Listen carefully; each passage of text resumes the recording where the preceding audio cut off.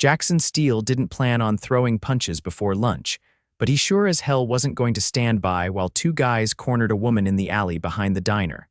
Leave her alone. His voice was sharp, low, and final. The taller guy turned with a sneer. Mind your business, man. Jackson stepped closer, fists clenched, his old work boots crunched against the gravel. She said no, that's my business now.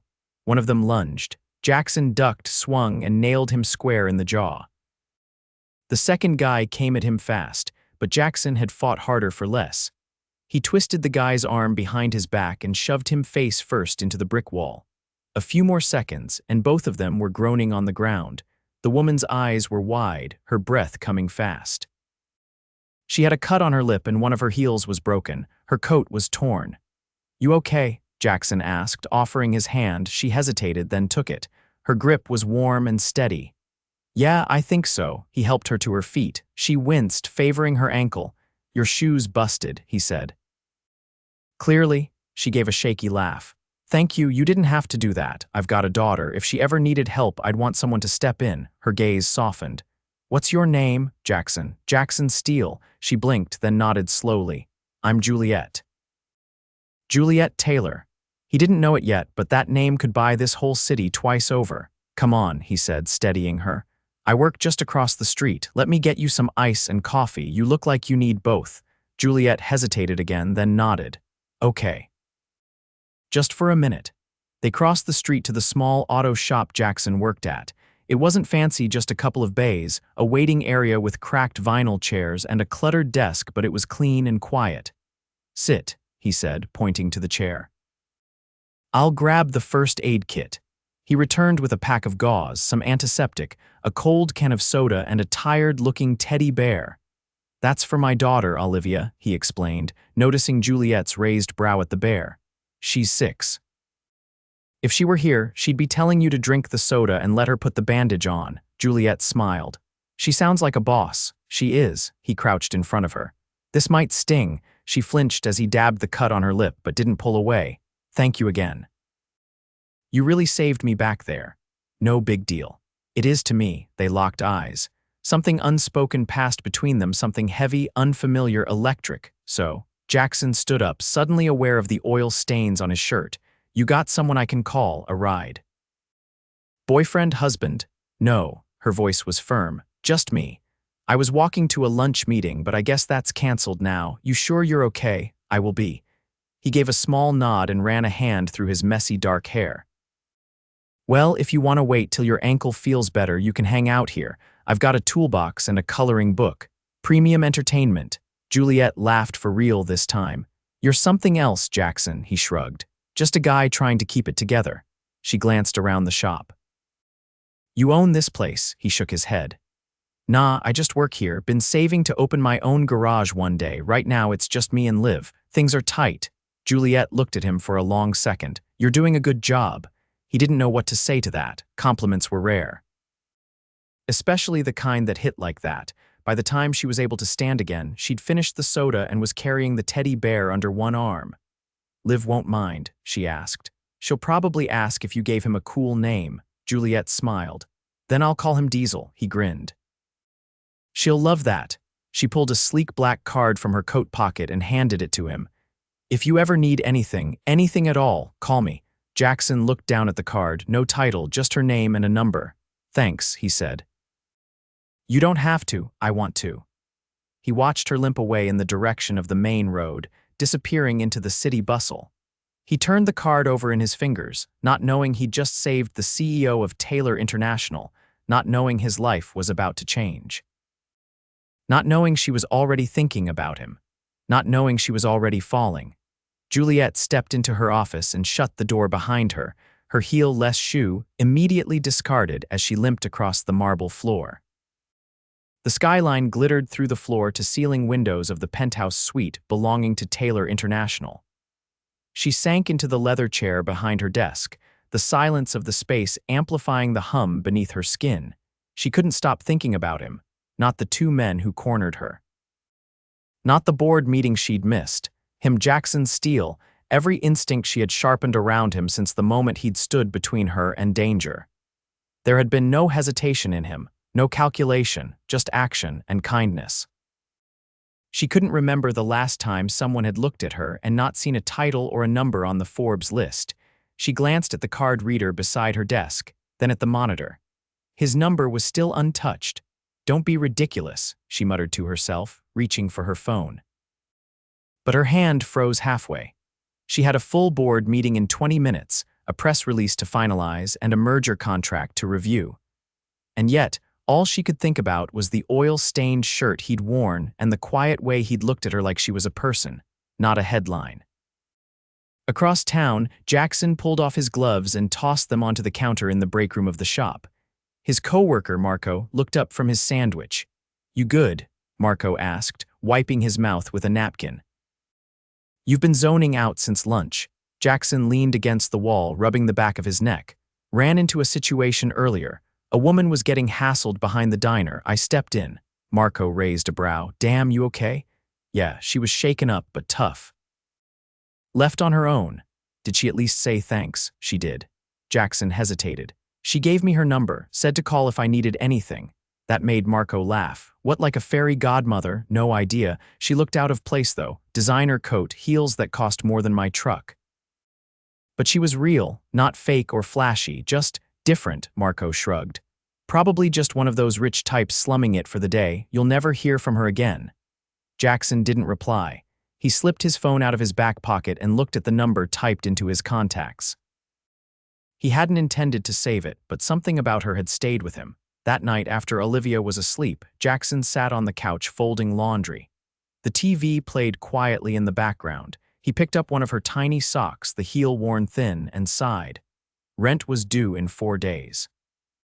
The shop's hours had been cut back, and the envelope on the kitchen counter bore the logo of the hospital finance department.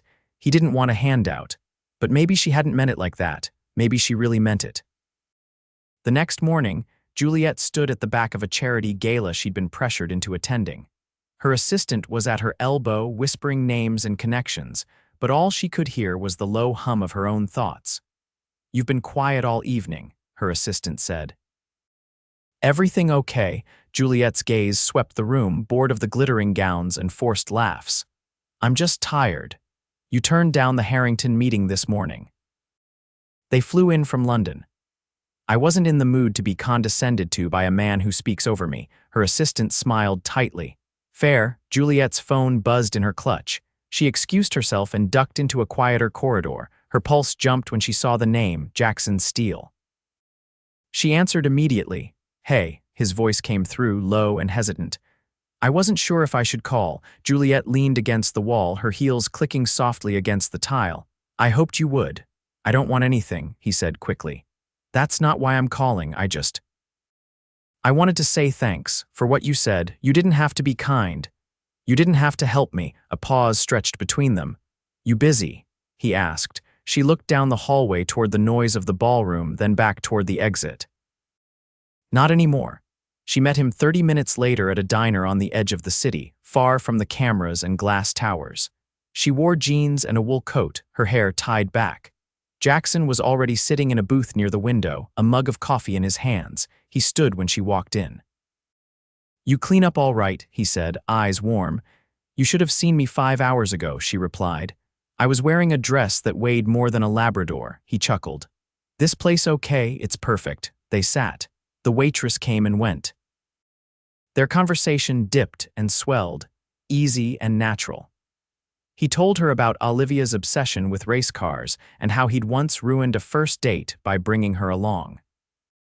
She told him about the charity foundation she ran in her late mother's name and the way people always seemed to underestimate her in boardrooms. When their plates were cleared and the coffee refilled, she looked at him across the table. "I meant what I said. If there's anything you need, I don't want a favor," he said, not unkindly. "I don't want this to be about that." "What do you want it to be about?" His eyes didn't leave hers. She wasn't used to that. No games, no agendas, just truth. "I've got baggage," she said, voice quiet. "So do I. You don't know who I am. I know enough." She leaned back, heart loud in her chest. "You're not what I expected. Neither are you." Outside, the wind picked up, scattering leaves across the pavement. Inside, something shifted, something neither of them had planned for. But neither of them wanted to stop. Juliette stood behind the tinted glass of the observation window, watching through the one-way mirror as Jackson guided Olivia's tiny hands along the edge of a wooden race track. The little girl's laugh carried through the speaker beside her, bright and unfiltered. Juliette had come early to the Children's STEM Center to finalize the details for her foundation's upcoming sponsorship, but the second she spotted Jackson and Olivia in the workshop, everything else faded. "She's got his eyes," said a voice beside her. Juliette turned to find Vera Morales, the center's director, watching her with a knowing expression. "She does," Juliette replied, hands folded tightly in front of her. "She's got a good father. He volunteers here when he can. Never asks for recognition, never expects anything back." Juliette didn't answer. She didn't trust herself to. Vera tilted her head. "You know him," Juliette's voice was quiet. "I'm trying to." Inside the workshop, Jackson stepped back, letting Olivia release the small car down the slope. It zipped around the track with a sharp curve, and the girl clapped her hands in delight. Jackson caught her mid-jump, spinning her once before setting her down. His laugh lower, less frequent, was real. Juliette turned from the window. "Can I speak with him now?" she asked. Vera nodded. "He's got about 15 minutes before Olivia's robotics class. Just be gentle." Juliette stepped into the room. Jackson looked up immediately, his eyes landing on her before anything else. Olivia followed his gaze, then beamed. "Hi," she chirped, skipping toward Juliette. "Are you here to build cars too?" Juliette crouched down. "Not today, but I'd love to see yours." The girl held up a small, clunky red vehicle with mismatched wheels and glitter paint on the sides. "She named it Thunder Queen," Jackson said, approaching. Apparently lightning was taken. Juliette smiled.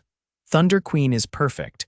Olivia's instructor called from across the room, and Jackson nodded, nudging her gently. "Go ahead, I'll be right here." The girl ran off without a fuss, her pigtails bouncing. When Juliette looked back up, Jackson was watching her. "Didn't expect to see you here," he said, his expression unreadable. "I didn't plan to be," she admitted, "but I'm glad I came." They stepped aside as another group of kids passed, settling by the far wall. "I didn't realize you volunteered here," she said. "I don't talk about it." He shrugged. "Just something I do when I can. Liv loves it. Keeps her curious." "She's brilliant," he nodded. "She is." Juliette hesitated, then met his gaze directly. "I want to offer you something before you stop me. Hear me out. The foundation is expanding a program for small business mentorship. It includes startup capital, consultation, and a year of overhead support. I'd like you to apply." His jaw tightened. "You're offering me money. I'm offering you opportunity. You'd be on equal footing with others. No special treatment, no strings. You're the one who runs the foundation. I oversee it. The board makes the final decisions. If you qualify, you'll earn it." He crossed his arms. "You think I can't build something on my own?" "I think you already are," she said quietly. "But I also think you deserve a chance to build faster. For her, for you." Jackson looked away, jaw working. "You didn't mention you had a daughter that first day," Juliette said, her voice softer now. "You didn't mention you run a company worth more than most countries." "Fair point." He looked back at her. "What are we doing here?" "I don't know, but I'm not ready to stop." Jackson exhaled. "I've been around people with money before. You're different." "How?" "You don't lead with it. But it's still there, between us, whether we talk about it or not." She nodded. "I know. I don't want Olivia to get attached to someone who might disappear." "I won't." "You can't promise that." "I can promise that I don't make decisions lightly. And I'm not walking away from this lightly either." He studied her a long time, then nodded once, slowly. "All right." They stood in silence for a moment, the hum of the kids' excitement filling the edges of the room. Juliette glanced at the clock. "I have to go to the airport. I'm meeting with a manufacturer in Milan. The board insisted I handle it personally." "Big trip." "Short trip," she said. "I'll be back in 2 days." When she turned to go, he reached out, catching her wrist gently. "Be careful," he said, "and come back." Her throat tightened, but she nodded. "I will." That night, Jackson sat on the edge of Olivia's bed, tucking the blanket under her chin as she drifted off. His phone vibrated once on the nightstand. A calendar notice, Taylor Foundation Business Mentorship Application, now open. He stared at it for a long moment, then reached for the laptop he'd bought secondhand 6 years ago. He opened a blank document, typed the first line, business name, Steele Auto and Custom, and then he kept typing. Juliette adjusted the cuff of her blazer as the elevator climbed. Her return flight from Milan had landed less than 3 hours ago, but she hadn't gone home. Instead, she'd come straight from the airport, still wearing the same heels she'd worn to the conference table in Lombardy. Her driver had tried to insist on taking her to the penthouse first. She'd said no. The elevator doors opened with a quiet chime. The scent of motor oil hit her immediately, earthy and familiar. The auto shop was quiet, the usual buzz of tools and radio static absent at this hour, but the lights in the back were still on. She stepped off the elevator and crossed the concrete floor to the office. Through the window, she saw Jackson bent over a workbench, his denim jacket slung over the back of a chair, a single desk lamp throwing golden light over the blueprint spread in front of him. He looked up the moment she opened the door. "You're back. I told you I would be." He didn't move, just watched her, as though trying to decide whether he could trust what he was seeing. She reached into her coat pocket and placed a small box on the table in front of him. "They gave me this after the meeting. I thought you should have it." He opened it slowly. Inside was a miniature car model, hand-painted in deep navy with silver accents. The words Thunder Queen Roman II were etched on the side. "Olivia's going to lose her mind," he said, voice rougher than usual. "She thinks the first one needs a sister. She'll have one now." Jackson set the box down and leaned back against the desk, arms crossed loosely. "You look like hell." "I feel like it," she admitted, "but I couldn't wait." He studied her, then nodded toward the stool beside him. "Sit." She did quietly, her knees brushing his. It wasn't lost on her how far they'd come. Where once there had been tension and uncertainty, now there was ease, and yet something still hung between them unfinished. "How was Milan?" he asked, adjusting a bolt on the bench without looking at her. "The contract went through. Distribution will double next quarter. You always sound like you're talking about someone else's empire." "Maybe I still don't believe it's mine most days." Jackson turned to face her fully. "You ever think about walking away from it?" She didn't answer right away. Instead, she toyed with the edge of the blueprint. "Sometimes, but I built it for a reason. My mother worked 3 jobs most of her life. When she passed, I swore I'd never let anyone else in our family struggle again. It stopped being about me a long time ago." His brow furrowed. "That's a heavy legacy to carry." "It is. But lately I've been thinking about what else I want, not just what I owe." He straightened up slowly. "Like what?" She looked at him steadily. "Like a life that doesn't start and end with boardrooms." He didn't speak. She stood abruptly, taking a breath. "I know this doesn't make sense on paper. You're building something brick by brick. I've been living in glass towers, but I'm not here because I want to feel better about myself. I'm here because I want you."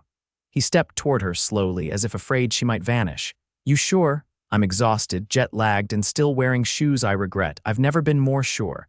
He reached out, brushing his fingers along her jaw. "You terrify me," she smiled faintly. "Good. You terrify me too." The door swung open behind them before either could speak again. "Dad." Olivia barreled into the room, hair tousled from sleep and still in her pajamas under a coat. Marco followed her in, holding a travel mug in one hand and a sheepish expression on his face. "Sorry," Marco said. "She woke up and insisted she needed to check on Thunder Queen immediately. I figured you wouldn't mind." Jackson crouched to catch her as she launched herself into his arms. "You okay, Bug? I had a dream that the car caught fire and I had to save it with a spoon." Juliette laughed, crouching down beside them. "Don't worry, your dad's been keeping it safe." Olivia looked up at her and tilted her head. "Did you bring pasta cars from Italy?" "Not pasta cars," Juliette said, pulling the gift box from behind her back, "but something close." The girl opened it with reverence, then gasped, "She's beautiful. She's yours."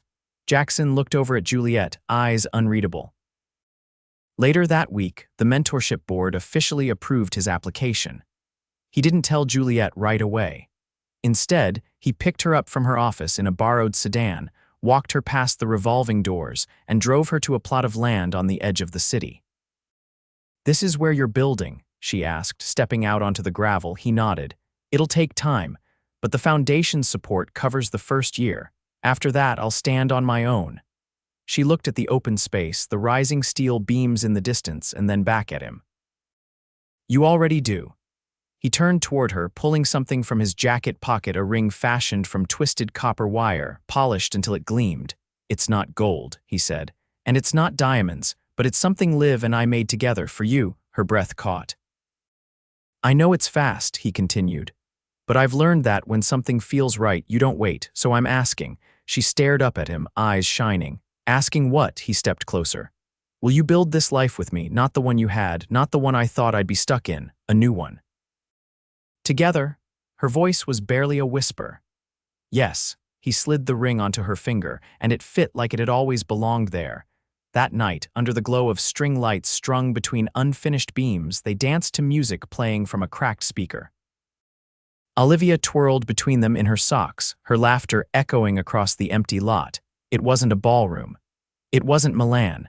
But for the first time in years, Juliette felt like she was exactly where she was meant to be, and Jackson. He'd fought for a stranger once, never imagining she'd become his future. And now she was. Juliette's heels clicked softly against the polished floor of the city clerk's office, a bouquet of white ranunculus cradled in her arms. Her dress was simple ivory silk, sleeveless, with a high neck that brushed her collarbone. No press. No cameras. Just her and Jackson, standing beneath the arch of an old oak beam repurposed from the foundation of the first Steele auto shop, which wasn't even finished yet. Jackson adjusted the cuffs of his tailored charcoal jacket, his tie slightly loosened at the collar. His eyes never left hers, not even as the efficient began to speak. I didn't think this would be how it happened, Juliette whispered. I didn't either, Jackson murmured back. But I wouldn't change a thing. The vows were short, spoken just above a whisper, and exchanged with the kind of sincerity that didn't need embellishment. When they kissed, Olivia let out a loud cheer from the front row, her flower crown askew and a cupcake in her hand. After the ceremony, they walked together through the quiet corridors of the clerk's building, Jackson's hand resting at the small of Juliette's back. Olivia ran ahead, counting the tiles out loud, her voice echoing. Outside, the city stretched around them, busy and indifferent, but for once Juliette didn't feel like she had to keep up with it. Her phone hadn't buzzed all morning. She'd left it behind on purpose. You sure you don't want a reception? Jackson asked, sliding his hand into hers as they reached the sidewalk. I've had receptions, she said, squeezing his fingers. I've never had this. They returned to the lot that would soon become Steele Auto and Custom. A large white tent had been set up on the gravel, strung with warm lights and decorated with wildflowers in mason jars.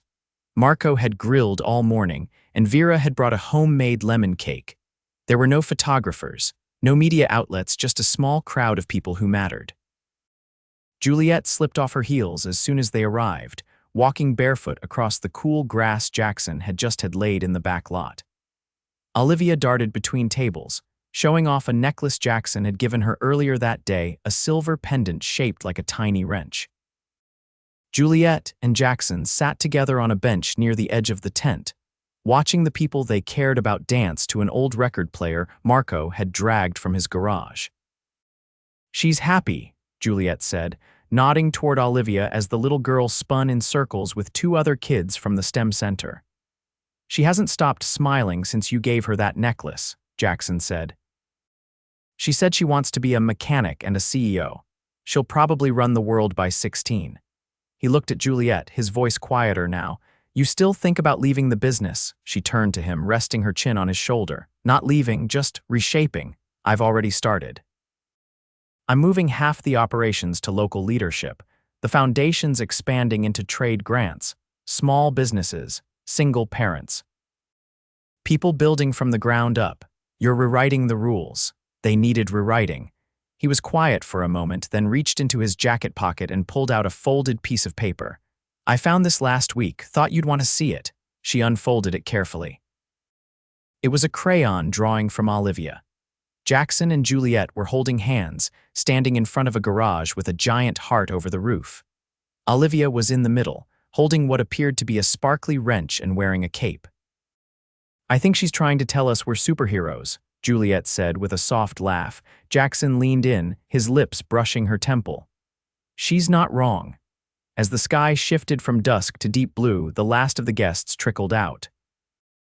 Marco offered to take Olivia for the night, promising movies and popcorn and a strict bedtime he clearly had no intention of enforcing.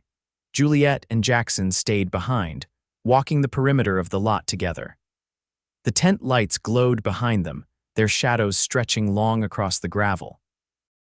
"You know," Juliette said, stopping beside the steel frame of the future garage, "you never told me what made you call me that first time." He looked up at the unfinished beams, then back at her. "I was scared. Of me. Of needing someone again." She stepped closer, her hands resting against his chest.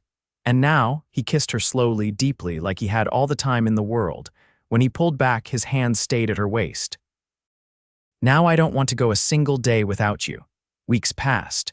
The garage opened with a line down the block. Jackson hired 3 mechanics, including a young woman named Bree who had once dropped out of trade school because she couldn't afford tools. Juliette made sure the foundation handled that quietly. Their home was a modest craftsman house with a wraparound porch and a kitchen that always smelled like coffee. It had a sunroom where Juliette worked on her laptop, while Olivia painted on the floor beside her.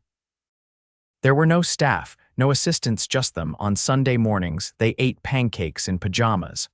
On Friday nights, they danced in the living room to old blues records. Olivia insisted on leading. One evening, as Juliette tucked her stepdaughter into bed, Olivia reached up and touched the ring on Juliette's finger. "You love him a lot, huh?" Juliette smiled. "So much it scares me sometimes." "Good," Olivia said, pulling up her blanket. "He deserves that." Later that night, Juliette sat beside Jackson on the porch swing. The air was warm, the stars bright. She leaned into him, her head resting against his shoulder. "What are you thinking about?" he asked.